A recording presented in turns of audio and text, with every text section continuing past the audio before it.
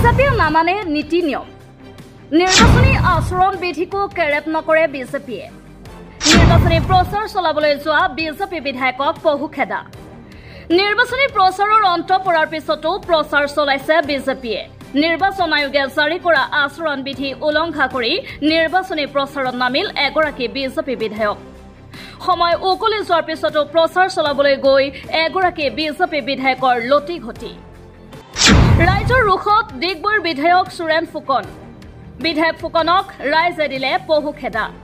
নিজৰ সমষ্টিতে ৰাইজৰ ৰুখত পৰিল বিজেপি বিধায়ক সুৰেন ফুকন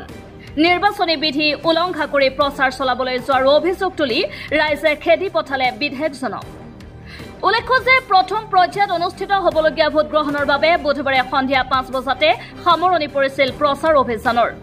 কিন্তু এই বিধি উলংঘা কৰি বৃহস্পতিবাৰেও নিজৰ সমষ্টিত প্ৰচাৰ চলোৱাত ব্যস্ত আছিল বিধায়কগৰাকী তাৰ পিছতে সংঘটিত হ'ল এই পৰিস্থিতি সাকে দৃশ্য আকো এবাৰ কিয় প্ৰচাৰ কৰিবলগীয়া হৈছে ডিগবৈ সমষ্টিৰ মাননীয় বিধায়কে আজি ইয়াত কিয় প্ৰচাৰ কৰিবলগীয়া হৈছে ডিগবৈ সমষ্টিৰ বিধায়কে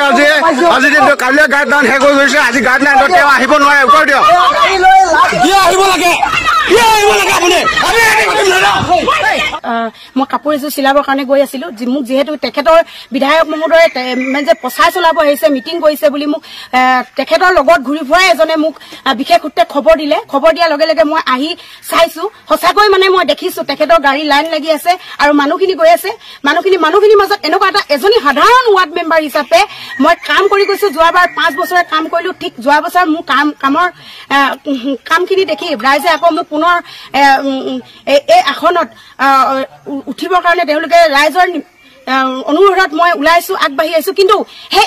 একে দলৰ মই যোৱা বছৰ 5 বছৰ বিজেপিয়ে হৈ কাম কৰিলো যেহেতুকে অসমৰ মুখ্যমন্ত্ৰী ডাঙৰীয়াই আমাৰ খুদ বিধায়ক মহোদয় ডিগবৈ বিধায়ক সুৰেন ফুকনৰ ঘৰ কৈতালিতে এখন নিৰ্বাচনী প্ৰচাৰ চলাইছিলে নিৰ্বাচনী প্ৰচাৰত খুদ মুখ্যমন্ত্ৰীয়ে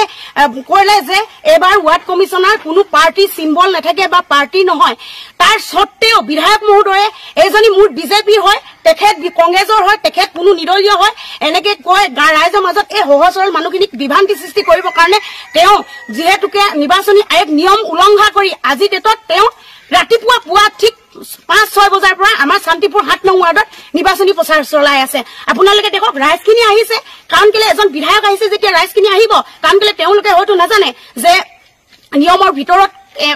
এমএলএ কাম কৰিছে নে নাই কৰা গতিকে এজনী সাধাৰণ মই তেখেতক কৈছো যে আপুনি কক প্ৰথমে মই বিজেপি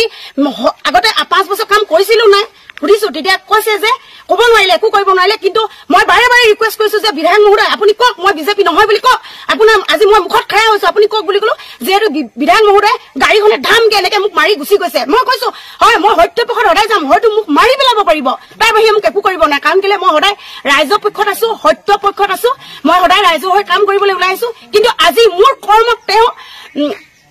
হেৰি কৰিব কাৰণে তেওঁ মোক কৰ্মক মানে মানুহক যেতিয়া মানুহৰ বিভ্ৰান্তি সৃষ্টি কৰিব পৰা নাই সেইটো কাৰণে আজি এই পদক্ষেপ তেওঁ